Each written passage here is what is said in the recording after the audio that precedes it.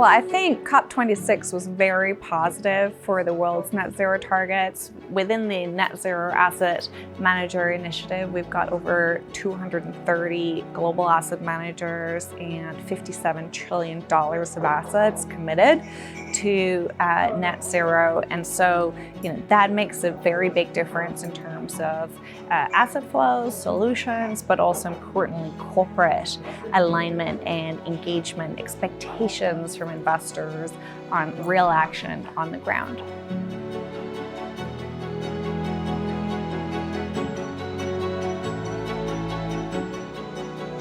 Stewardship runs through everything we do at Invesco. Engagement is really embedded within our approach to ESG integration, so it's one of our core pillars in our ESG integration framework.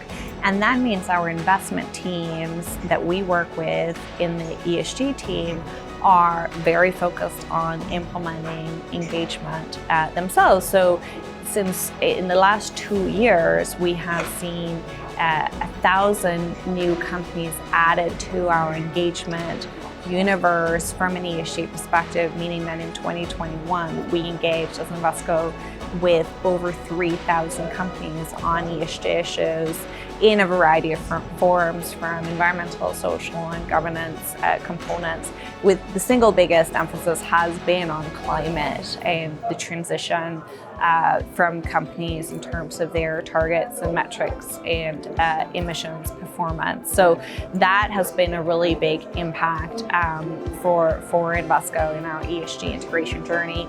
But there is more to come. More to come on engagement, more to come in terms of tracking outcomes, and the scale of engagement will continue to increase as well.